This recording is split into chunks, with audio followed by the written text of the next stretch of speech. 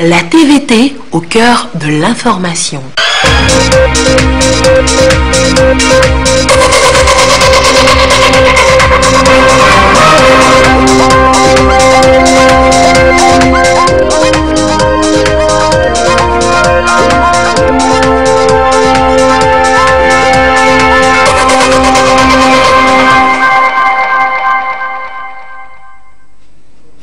Mesdames, Messieurs, bonsoir. Il est l'heure du journal sur la télévision première dont voici les titres. Les derniers événements de la vie politique au Togo étaient au cœur de la rencontre de ce mardi entre les membres du gouvernement et le groupe des 5. Les ambassadeurs ont écouté les représentants du gouvernement togolais sur la situation qui prévaut dans notre pays. Et puis l'aide budgétaire de la France à l'UEMOA a été évaluée et contenue dans un rapport validé provisoirement cette semaine. Il fait état de la gestion des financements octroyés par le gouvernement français aux pays en développement de la zone UEMOA, à découvrir dans cette édition. Voilà donc pour les titres. L'actualité de ce mardi est marquée par la rencontre entre les membres du gouvernement togolais et le groupe des 5. Les diplomates ont échangé avec le gouvernement, les membres du gouvernement sur les derniers développements de la situation sociopolitique du pays, notamment les manifestations de la C14 et des conséquences qui en découlent. Le compte rendu de cette rencontre avec Eden Sousoupo.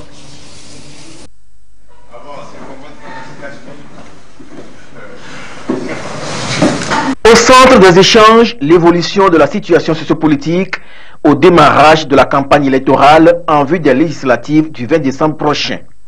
Le gouvernement et le groupe des 5 notamment, la coordination du système des Nations Unies, la délégation de l'Union européenne, les ambassadeurs d'Allemagne, des États-Unis d'Amérique et de la France ont fait le tour d'horizon des récentes manifestations de la C14 et des conséquences qu'elles ont engendrées. Certainement, vous avez suivi, comme tous ceux qui regardent un peu sur les réseaux sociaux, une vidéo et des commentaires. Donc, les deux corps, d'abord c'est un premier corps qui a été signalé à la gendarmerie vers 13 h. Et l'équipe de la gendarmerie est allée pour le constat. Un enfant de 16 et 17 ans. Qui était fauché. Dans un premier, on nous disait par balle. Effectivement, après la radiologie, a su que c'était des billes. Des billes, c'est-à-dire des chevrotines. Quelques instants après. Des quoi? Des billes? C'est quoi? Des billes. Les chevrotines, c'est-à-dire les cartouches 12 mm pour la chasse. Okay. Pour la chasse. Voilà. Donc, c'est les deux victimes d'ailleurs, après les analyses à la radiologie. Les deux victimes ont succombé de l'effet des billes. Donc je disais tout à l'heure que le but essentiel de notre rencontre, c'est faire la situation de cette présence du chef d'état-major général sur les lieux. Le chef d'état-major général, le général Kadanga, c'est un soldat.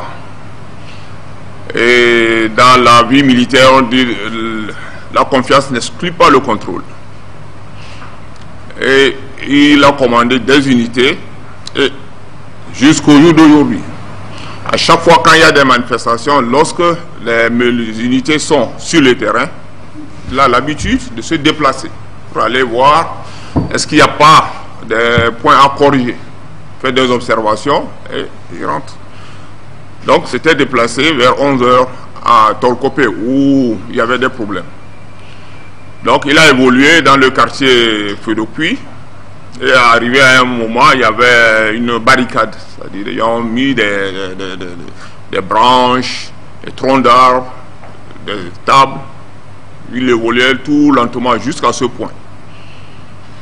Quand il est arrivé, il y avait des gens, les gens, ce que nous appelons dans notre jargon une barricade tenue, c'est-à-dire une barricade où vous avez et les manifestants qui restent sur la barricade. Quand il a vu, il a demandé à son chauffeur de faire marche arrière. Quand son chauffeur faisait marche arrière, il a l'habitude de rester à la place non chauffeur. Au moment où le chauffeur faisait la manœuvre pour rebrousser chemin, son escorte a sorti sa carabine. Quand il a sorti l'arme, le général l'a aperçu à travers le rétroviseur. Immédiatement, il a dit faire rentrer ça. Et rentrer ça. On a vu des gens qui étaient toujours debout sur la barricade. Il y avait même un motocycliste qui suivait derrière, à bord de sa double cabine, bien immatriculé, bien lisible. Donc il a rebroussé le chemin pour partir. Mais le témoin qui a appelé la gendarmerie pour dire il y a un corps qui gît dans le sang, c'est un endroit plus loin que du lieu où le général est arrivé. Et ce témoin disait que c'est un véhicule 4x4 de couleur noire sans plaque d'immatriculation qui était dans le secteur. Sûrement, d'où le coup a fauché le petit, dans un premier temps, le petit. Et c'est ça qui a motivé le gouvernement à faire un communiqué le samedi soir pour préciser. Il a été signalé dans le secteur où les corps ont été retrouvés un véhicule 4x4 de couleur noire sans plaque d'immatriculation. Parce que nous avons le lendemain déjà vu sur les réseaux sociaux, voilà, et le général était là-bas, et pour moi, les gens ont vite fait de dire que le général était là, donc les témoins, même les manifestants qui étaient sur la barricade ont témoigné, il n'y a jamais eu de coup de feu là où le général est arrivé. Donc les deux corps ont été déposés à l'hôpital de Kégué. Et nous avons demandé à Mme Polo d'inviter au moins 2 organisations de défense des droits de l'homme pour participer à la constatation. Donc elle a invité 2 organisations de défense des droits de l'homme qui ont assisté le médecin légiste au niveau de Kégué. C'est dans les détails, après la radiologie, qu'on a constaté que le deuxième corps également était touché par bille. À Sogodé, ça a vraiment dégénéré. Ça a vraiment dégénéré. Donc, c'est le lendemain qu'on nous a signalé à Sogodé, il y a quelqu'un qui a été bastonné et il a succombé de ses blessures le lendemain. Donc, ça faisait un mois à Sogodé, le dimanche. Et ça me parlait des casses de la maison du chef spirituel qui a été saccagé, les véhicules caillassés, le commissaire des impôts, son véhicule a été caillassé. Donc il y a eu également des interpellations, il y a eu 28 interpellations à Sokodé et Lomé. Sans parler des blessés parmi les forces de l'ordre. Le gouvernement a expliqué au groupe de 5 les raisons liées à l'interdiction des manifestations de la C14 en cette période de la campagne électorale qui a démarré le 4 décembre dernier.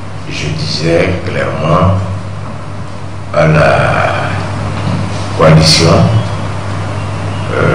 qu'elle ne pourrait pas faire cette manifestation. Pourquoi?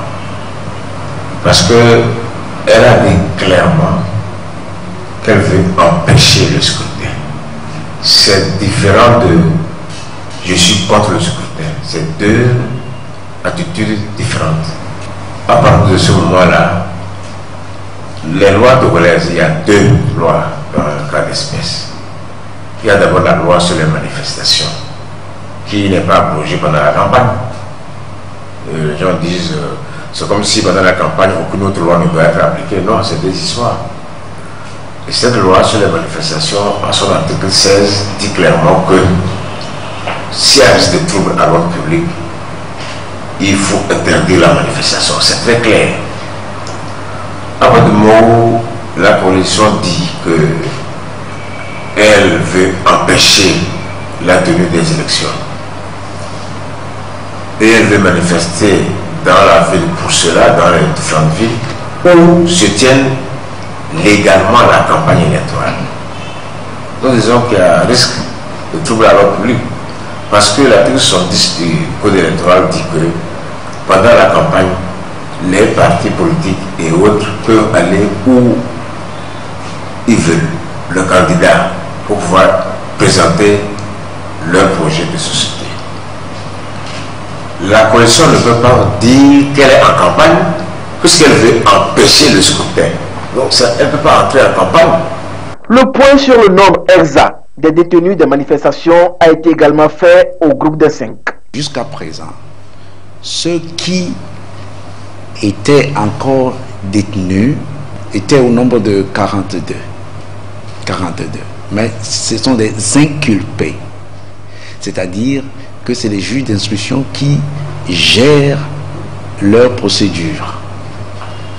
Et il y a une partie de la procédure qui se trouve à Sokodé, au TPI de Sokodé, et une partie, il y a 2 dossiers, et il y a une partie de la procédure qui est gérée à Mango, devant le juge d'instruction de Mango.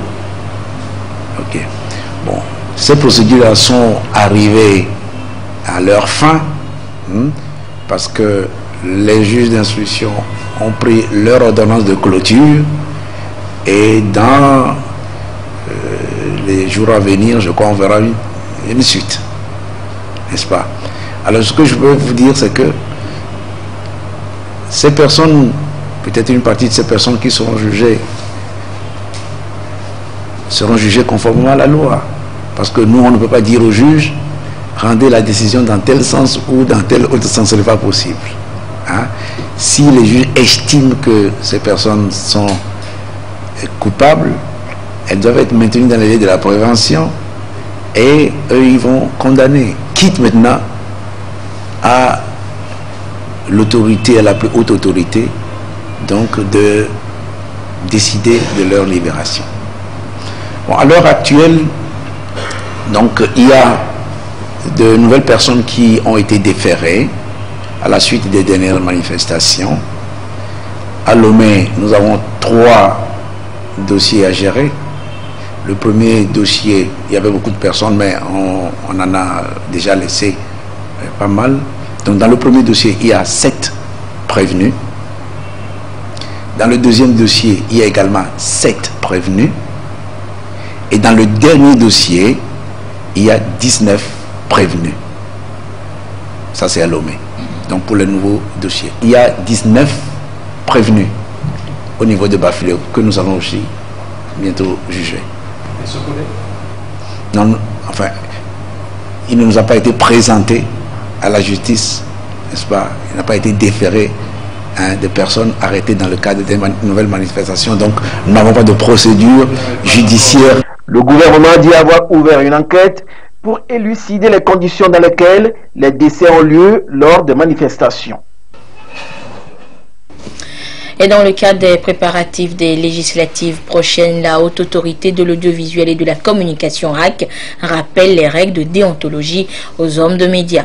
Les responsables de la RAC étaient face aux journalistes de la région des Savanes, une occasion pour leur remettre également le code de bonne conduite. Désiré Aloy pour le compte rendu.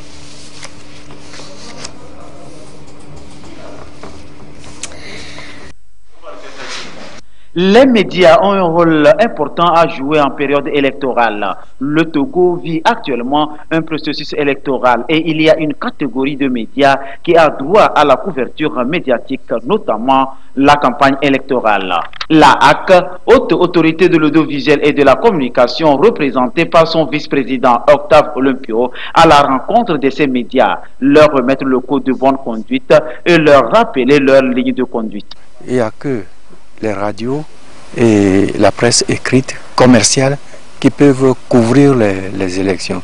Les radios, que ce soit les radios ou la presse confessionnelle, communautaire, ne peuvent pas, et les radios rurales non plus. Je viens leur rappeler toutes ces règles et aussi leur remettre le code de bonne conduite.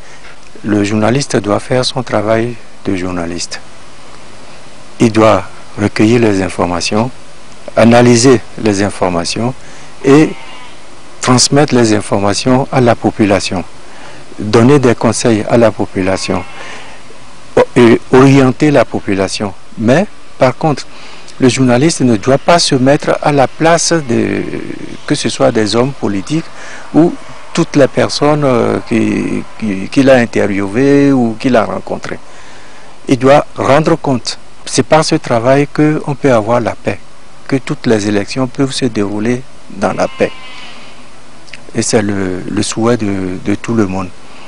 Donc la HAC va veiller à ce que ces consignes soient respectées strictement. Dans les savanes, Radio Courtoisie à Dapao, Nafa à Mango et la presse écrite Mango Matin, médias à caractère commercial, ont accès. Les médias cibles visités reconnaissent leur rôle, leur devoir, analyser et rendre compte, tout en respectant la ligne de conduite pour jouer à l'apaisement. Nous sommes la seule radio habilitée à couvrir la campagne électorale de ces élections législatives de cette année 2018 à Mango ici. Et donc le vice-président est venu nous rappeler nos tâches, ce que nous devons faire, ce que nous ne devons pas faire, les émissions radioactives, comment les cadrer pour qu'il n'y ait pas de débordement. Et il nous a dit qu'on doit beaucoup plus travailler pour l'apaisement. Nous sommes tout à fait prêts à respecter la ligne de conduite parce que c'est notre rôle à informer, à éduquer, et il faut éduquer et informer dans de bonnes conditions, dans le sens à consolider la paix dans notre pays. Pris conscience avec sa visite de notre rôle social, du maintien de la paix, du maintien de la stabilité.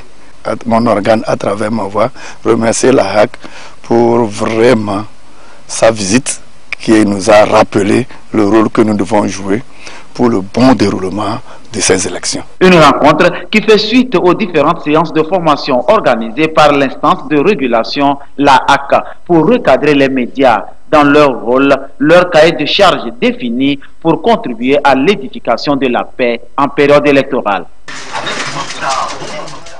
Et parlons de ces élections, justement, des acteurs qui animent la vie politique, la vie des partis politiques au Togo. Les femmes représentent une proportion très importante. On les retrouve à divers postes au sein de leur formation politique. Et à quelques jours des législatives du 20 décembre, nous avons rencontré certaines qui font partie des comités à la base et qui ont d'énormes attentes en ce qui concerne l'issue de ces échéances. Élections législatives, préoccupation des femmes dans les partis politiques, c'est un dossier signé Augustin Kossi. Les femmes, à les voir, elles sont dynamiques et engagées sur tous les fronts de la vie socio-économique et politique du pays. Celles que voici font partie des responsables des comités à la base des partis politiques. Elles mènent diverses actions en faveur du bien-être des populations et se préoccupent de ce que demain sera fait pour le Togo. Et à quelques jours du scrutin du 20 décembre et en pleine campagne électorale, leurs préoccupations sont encore grandes. Législatif 2018, on sait que tout va aller bien, surtout notre candidat qu'on a choisi. S'il est député pour nous dans le canton, ça va nous aider beaucoup parce qu'il est autochtone, donc il connaît nos besoins. On a besoin de la paix. On va leur dire nos besoins et il va les amener là-bas dans l'Assemblée pour que le chef de l'État sache que vraiment il y a un canton ici. Nous entendons la paix. Nous voulons la paix dans nos foyers, la paix dans nos milieux, la paix partout là où nous sommes. Ou bien nous n'aurons pas peur de sortir, aller quelque part. Quand il y a la paix, tu peux sortir, aller là où tu veux, revenir à la maison sans problème. Au-delà de la paix, du vivre ensemble et de la consolidation de l'état de droit, le 20 décembre, pour elle, reste un espoir et doit marquer un nouveau départ pour la croissance socio-économique du Togo. Elle souhaite que, main dans la main, toutes les forces vives du pays s'unissent pour bâtir une nation prospère. Nous sommes une commune très jeune qui vient d'être créée. Nous avons donc besoin de beaucoup d'infrastructures d'abord. Il y a des rues bouchées, il faut les déboucher pour laisser passage aux gens. En tant que femmes, nous les femmes, il y a beaucoup de nos sœurs qui sont commerçantes. Pour leur faciliter le déplacement, ça réduit le coût de déplacement et ainsi de suite. Toute personne aspire au bonheur. Nous avons l'électricité, mais il y a vraiment insuffisance de poteaux. Nous allons leur demander de nous favoriser l'installation des transformateurs. Là où il y a électricité, il y a baisse également. Donc les transfos, les poteaux électriques pour alimenter les gens. Actuellement, tous les jeunes utilisent l'électrique, comme vous le savez, c'est le courant qui fait le travail. L'ambition des femmes au sein des partis politiques au Togo est donc déterminante. Leur implication dans le débat politique met en avant un intérêt particulier, œuvrer pour le renforcement de la cohésion sociale pour un développement durable. et vous suivrez les préoccupations de la jeunesse dans nos prochaines éditions. Et à chaque campagne électorale, à chaque élection, on va dire, 7 thèmes. Et ils vont de l'emploi des jeunes à la parité genre, en passant par la santé ou encore l'agriculture. Tout dépend des priorités des populations à la base. Alors, quel thème choisir pour une bonne campagne électorale? Élément de réponse dans ce dossier de Esther Laclé. L'actualité politique et sociale est essentiellement axée sur la campagne électorale pour les législatives du 20 décembre prochain. Les candidats, dans leur opération de charme, ne manqueront pas de thèmes pour séduire l'électorat. Santé, éducation, agriculture, emploi des jeunes, l'épanouissement de la femme seront sans doute des thèmes de référence. En matière de santé, des efforts sont faits pour une couverture sanitaire plus large, mais les défis restent à relever.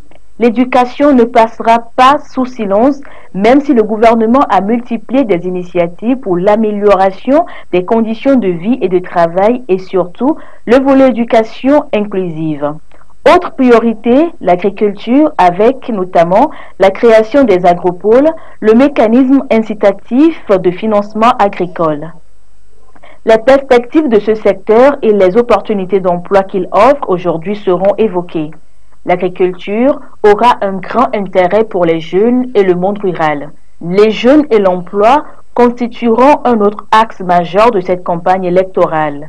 Aux questions sociales et du bien-être vont se greffer des questions de démocratie et de droits de l'homme, dominées par la parité genre, la scolarisation de la jeune fille et l'accès des femmes aux postes de responsabilité. L'on note d'ailleurs une forte présence des femmes en tête de liste pour ces législatives. Toutefois, chaque localité a ses priorités. Il revient donc à chaque candidat de savoir séduire son électorat sur des thèmes pertinents sans trop de démagogie. Ce communiqué de la CENI pour poursuivre à présent, les membres des bureaux de vote BV désignés conformément au code électoral pour siéger au sein des bureaux de vote sont priés de se mettre en rapport avec les présidents de leur CELI de rattachement pour connaître les dates et lieux retenus pour la formation. Les listes nominatives peuvent être consultées au siège des commissions électorales locales indépendantes CELI et dans le quotidien national d'information Togo Presse des 10, 11, 12 et 13 décembre 2018. Je vous le disais en titre également, une rencontre de validation du rapport provisoire de l'évaluation de l'aide budgétaire de la France à l'UEMOA se tient depuis hier à Lomé. Il s'agit d'évaluer donc la gestion des financements de la France et apporter des améliorations pour une communauté UEMOA tournée vers le développement. Les précisions avec Ramdan Bassina. Depuis 2005, la France apporte une aide budgétaire globale de 13 milliards 119 millions de francs CFA chaque année pour soutenir le programme économique régional de l'UEMOA. Une aide censée impulser une dynamique de croissance plus forte à l'économie régionale à travers des projets de développement. 10 ans après la mise en œuvre de cette aide, une évaluation s'impose. Les experts venus de tous les pays de l'espace communautaire analysent la gestion de cette aide. Dans ce contexte, la réunion d'aujourd'hui est en fait une réunion articulée autour de deux volets. Il s'agit d'une part de valider le rapport d'évaluation de la mise en œuvre de l'aide budgétaire globale. Ça fait de l'autre côté, nous devons, au cours de cette réunion, élaborer une réflexion sur les orientations qui vont fonder la troisième génération du programme économique régional. C'est pour cela que cette réunion est extrêmement importante et elle regroupe autour des cadres de la commission de l'UEMOA, des experts de la commission de l'UEMOA, l'ensemble des experts et des points focaux du programme économique régional dans les États membres. L'aide budgétaire française a permis d'améliorer le bien-être des populations à travers des projets concrets comme la lutte contre l'érosion côtière, l'hydraulique villageoise, la réalisation des postes de contrôle juxtaposés. Le ministère de l'économie et des finances du Togo voit en cette démarche de bonne gouvernance une volonté de la commission de l'UEMOA de promouvoir la culture de la gestion axée sur les résultats et de reddition des comptes auprès des populations bénéficiaires. Et on en vient à cette tournée d'une délégation du ministère en charge de l'agriculture dans la région centrale. À Soukodé, précisément, la délégation était entre autres sur les chantiers de construction de magasins de stockage de produits agricoles. Le compte rendu avec la marque Bojuna. Visite de terrain pour le suivi et évaluation des projets en cours d'exécution à Soukodé par le ministère en charge de l'agriculture. Première étape, comment où ce gigantesque magasin est en construction, les travaux prennent un léger retard. La délégation a eu droit aux explications de la part du maître d'œuvre sur l'évolution du chantier. Direction Yelivo, dans le canton de Paratao. Ici est réalisé depuis 1 an le projet d'installation d'une usine de production d'huile de soja et d'arachide. Les techniciens sont à la phase d'essai, c'est dire que tout est fin prêt. C'est plutôt en train de bien se passer. On a vu depuis la réception du produit, la transformation, le nettoyage du produit, les graines de soja, jusqu'à la trituration, l'huile brute qu'on a pu recueillir. On est allé au raffinage avec tout le processus et nous sommes devant maintenant le remplissage. Donc c'est dit que tout le circuit est complètement opérationnel à présent. D'une production à l'autre, quand on aura des céréales, on a les produits, qu'on ne se dise pas où est-ce qu'on va garder ces produits. Donc le gouvernement, dans sa magnanimité, a également investi dans la construction de magasins. Nous avons pu visiter l'état d'avancement de la construction d'un magasin de 3000 tonnes grâce à l'appui de l'UEMOA et on a pu voir l'avancée des travaux. Nous pensons que très rapidement, nous pourrons avoir un autre magasin qui viendra s'ajouter aux 2 autres qu'on a déjà réceptionnés sur les 5 qui sont à construire dans toutes les régions. Nous profitons pour remercier tous les partenaires techniques et financiers. En premier, la Banque mondiale, à travers le projet d'appui au secteur agricole qui a appuyé ce projet jusqu'à sa réalisation. Ici et là, les instructions sont données afin que les travaux se déroulent en temps réel pour que les bénéficiaires entrent dans les meilleurs délais dans leurs droits. Au-delà de ces projets, le ministère de l'Agriculture développe dans la région divers projets, notamment les APP, la promotion de la production d'anacarde et la ferme agricole moderne d'Abachang pour l'expérimentation des semences. Le Mali, le Burkina Faso, la Côte d'Ivoire, le Ghana, le Bénin et le Togo, 6 pays transfrontaliers de l'Afrique de l'Ouest partagent un bien, le fleuve, la Volta.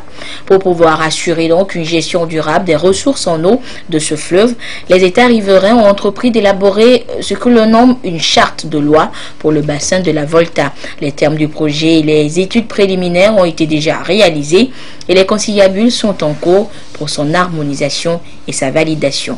Augustin Kossi nous en parle. Situé entre 6 pays de l'Afrique de l'Ouest, la Volta est un fleuve transfrontalier très riche en ressources halieutiques et en eau. Afin d'assurer une gestion durable de ces ressources, les États partis, à savoir le Bénin, le Burkina Faso, la Côte d'Ivoire, le Ghana, le Mali et le Togo, ont signé la convention portant statut du fleuve Volta. La convention crée également l'autorité du bassin de la Volta en 2007 et est entrée en vigueur en août 2009. Des principes de bonne gouvernance et de protection de l'environnement ont été mis en place dans le cadre de l'amélioration de la gestion en eau de ce bassin transfrontalier. L'autorité du bassin de la Volta a alors adopté un plan stratégique 2015-2019 dont certaines activités ont été déjà réalisées avec l'appui de la Banque mondiale. Et c'est à travers le projet de mise en œuvre du programme d'action stratégique du bassin de la Volta. La composante 1 de ce projet porte essentiellement sur l'élaboration d'une charte de l'eau du bassin de la Volta. Et c'est justement cette charte qui viendra préciser les rôles et responsabilités des pays riverains en ce qui concerne l'utilisation des ressources en eau et le renforcement du mandat de l'autorité du bassin de la Volta.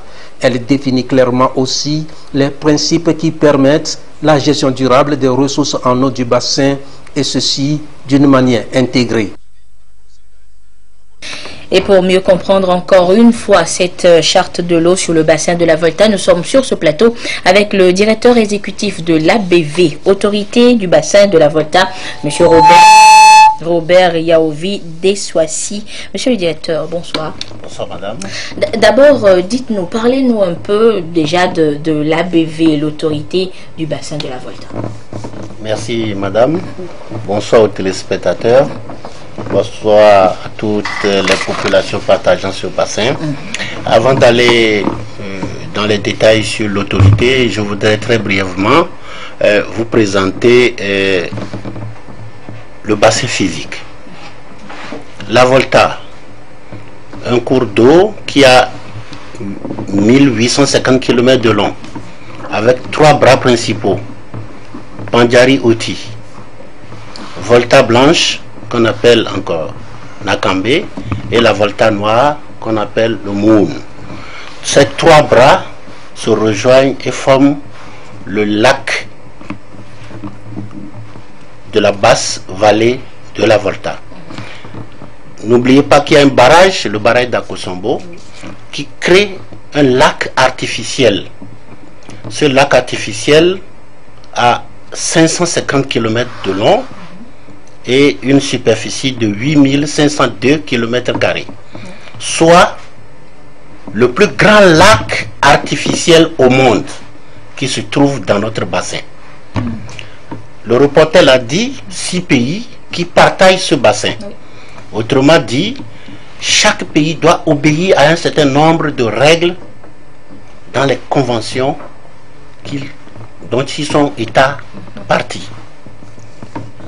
Pour mieux gérer cette ressource partagée, nos États l'ont compris, ils se sont mis ensemble, ont fait le processus qui a abouti le 19 janvier 2007 à Ouagadougou à la création de l'autorité du bassin de la Volta.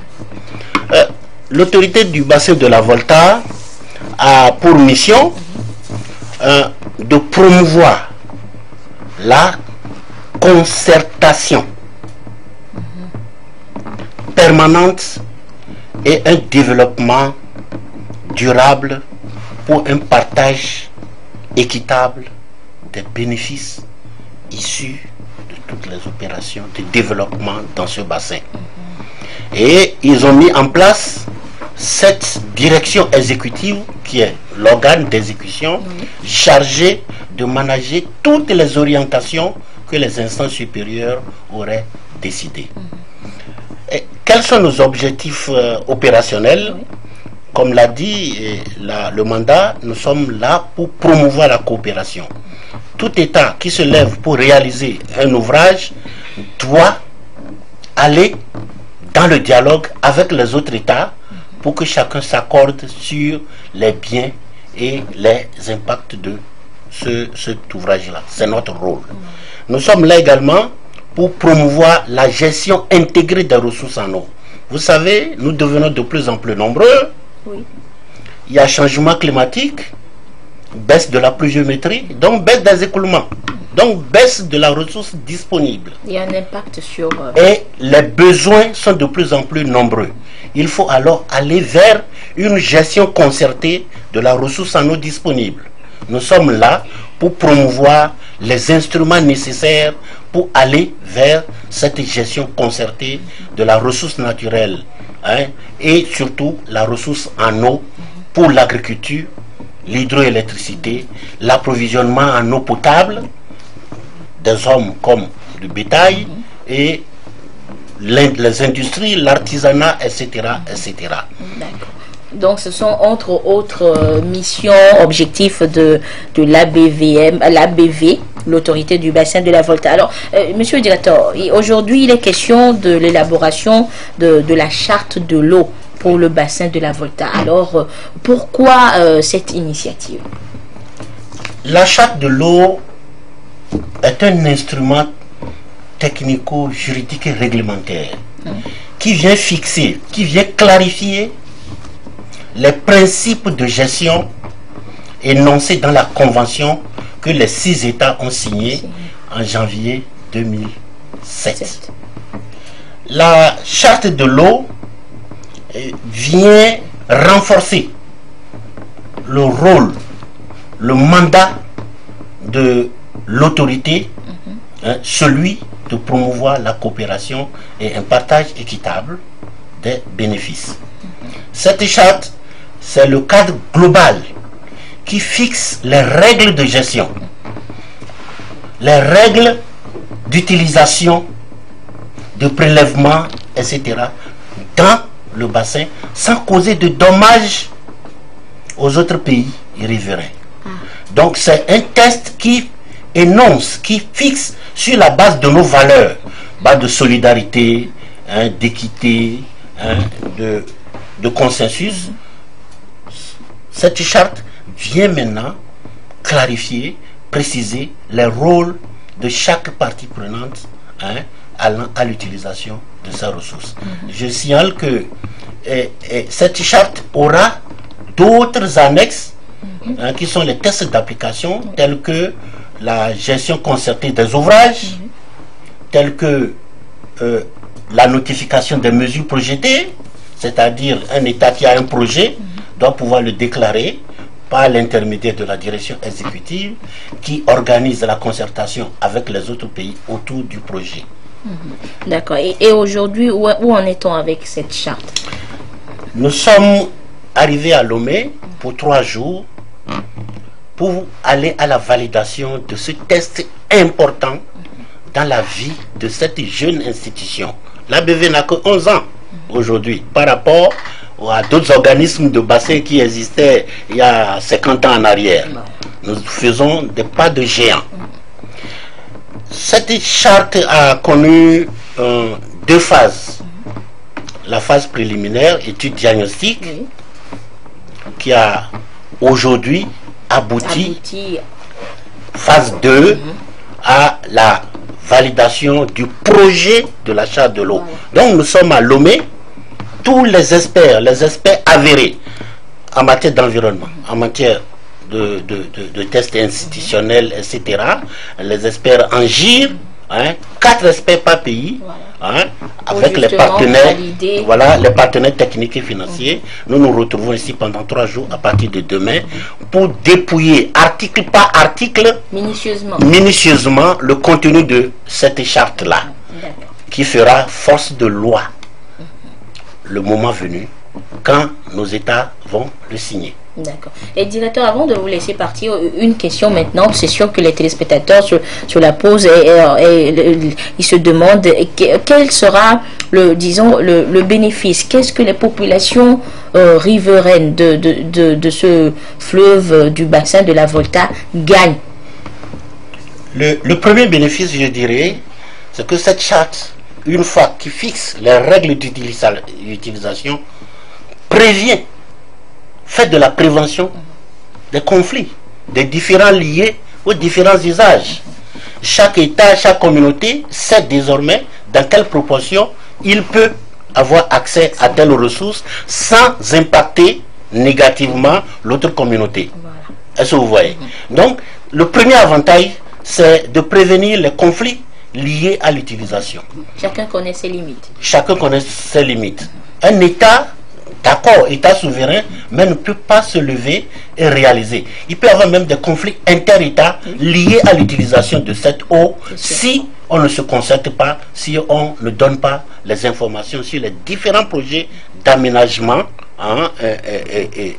initiés au niveau du bassin. Et nous sommes là, la direction exécutive est là pour jouer le rôle de trait d'union, le cadre de concertation avec tous les acteurs. Nous sommes là techniques, nous sommes là administratifs et nous sommes là également politiques. D'accord. Merci beaucoup, monsieur Dessoissi. Robert Yaovi, je rappelle donc que vous êtes le directeur exécutif de l'ABV, autorité du bassin de la Volta, et les experts sont donc à Lomé et à partir de demain, ils auront à valider le projet, le document, on va dire, avant d'arriver maintenant à la charte, cette charte de l'eau pour le bassin de la Volta, ce bassin commun à nous tous, à 6 pays transfrontaliers de l'Afrique de l'Ouest. Et pour poursuivre cette édition maintenant, direction Ketao dans la préfecture de la Bina, qui a célébré sa fête traditionnelle Badja. C'est une fête initiatique qui permet aux jeunes garçons de passer d'une classe d'âge à une autre. Ekpadja est une fête quinquennale, c'est-à-dire qu'elle se célèbre chaque 5 ans. Les échos de cette édition avec Nestor Mouzo. Cette danse est appelée Ekpadja. Elle est exclusivement réservée aux garçons dans leur parcours initiatique. Ekpadja se retrouve dans la Kosa, plus précisément à Kouméa et à Landa, et dans la Bina, notamment à Ketao. Selon l'histoire, c'est le premier occupant de Ketao, parti de la Kosa, qui a instauré la danse Ekpadja dans le milieu.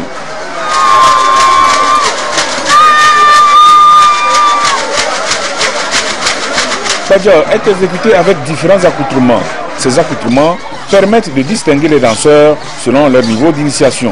La danse Ekpadja, appelée communément Kondana, clôture les cérémonies partant des Evala jusqu'à cet instant. Et ça se célèbre durant les 5 ans. Le premier groupe Evala regroupe la première, la deuxième et la troisième année. Et dans les Evala, il y a la troisième année qui porte un chapeau couronné de plumes pour dire qu'il ferme la marche des 3 années, il a fini. Et maintenant, le deuxième groupe qui porte les pains traditionnels accoutumés de porc kepil, vous devez dire que c'est des gens qui sont mixtes. C'est-à-dire qu'ils ont dépassé le stade des Evala et ils ne sont pas des condamnants. Maintenant, les condamnants ferment la marche. Ça veut dire qu'ils ont fini toutes les cérémonies et c'est le couronnement. Cette manifestation populaire à Ketao est organisée à chaque 5 ans. Elle constitue l'apothéose des cérémonies rituelles consacrant l'entrée définitive du jeune garçon dans la classe des adultes, ce qui lui confère le droit à fonder un foyer.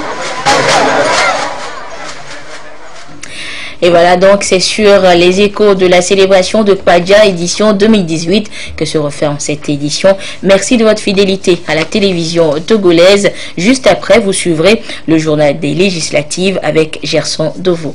Excellente suite de nos programmes. Au revoir.